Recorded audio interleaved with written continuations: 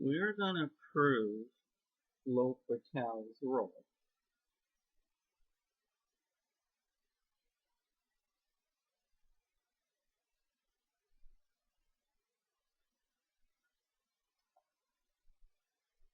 And here is the statement of the rule. Suppose that f of a equals g of a, which both equal 0. And that f prime of a and g prime of a both exist. Well, what that tells me, in case I need it, is that f and g are both continuous at a, because differentiability at a point implies let's say it again. Differentiability at a point x equal a implies continuity at the point x equal a. Now, if these both exist, and g of a is different from 0, then we have the following fact. Then the limit as x goes to a of f of x over g of x is equal to f prime of a over g prime of a.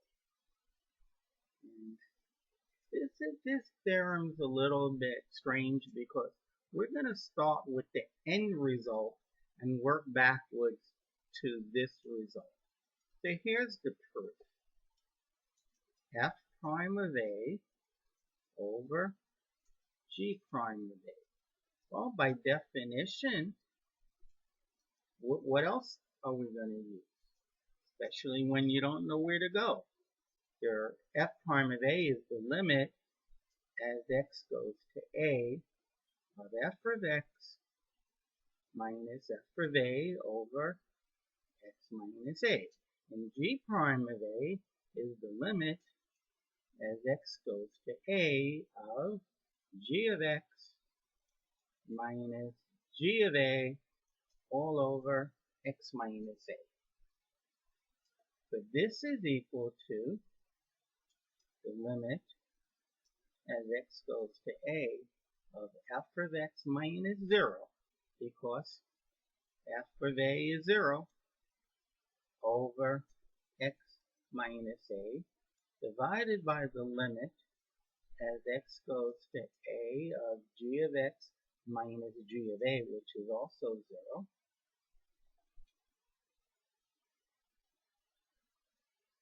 Actually, that division one is good. Okay, all over x minus a.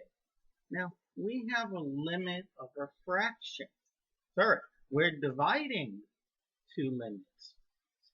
So I can just take the limit as x goes to a. They're both limits are going to a.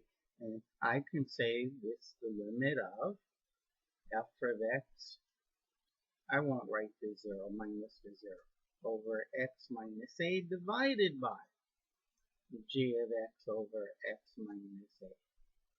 And the x minus a, since x is not 0, since x is not a, that guarantees me that x minus a won't be 0.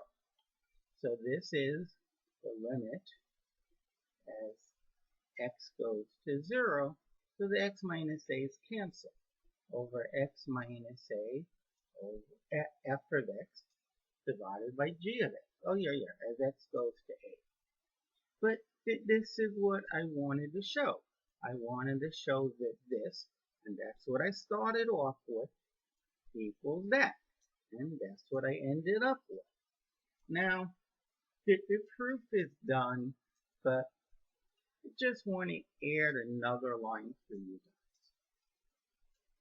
guys. F prime of a over g prime of a is equal to the limit as x goes to a of f prime of x over g prime of x. In other words, jammed in between those, the equal sign between those two, I can put this.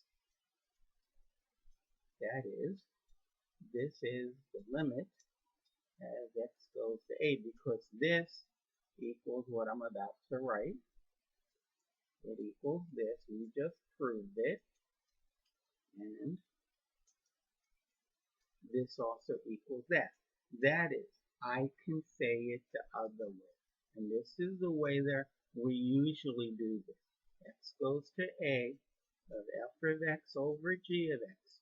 Now, this equals to f of a over g of a because the derivative exists. F prime must, sorry, f and g. Let me say it more clearly. Since both derivatives exist at a, f and g are continuous at a. That is, it equals f of a over g of a. But that's 0 over 0. And this is equal to this. It's equals the limit as x goes to a of f prime of a, sorry, f prime of x over g prime of x. That is, you take the derivative of the top and you take the derivative of the bottom. You do not use the quotient rule. And since, so then you get f prime of a over g prime of a. Okay, so yes, this does equal to this. But please, please don't think I'm saying it's always true. It's only true if f of a is 0 and g of a is 0. So I put in that middle step because that's where most students think, or most students do. Once they take the limit as x goes to a of f of x over g of x, and they get 0 over 0, they immediately, correctly, I might add, write this. That is, they may not write f prime, but they'll write the derivative of f, 2x plus 4. They will write the derivative of g, whatever that is, and then they would calculate this limit.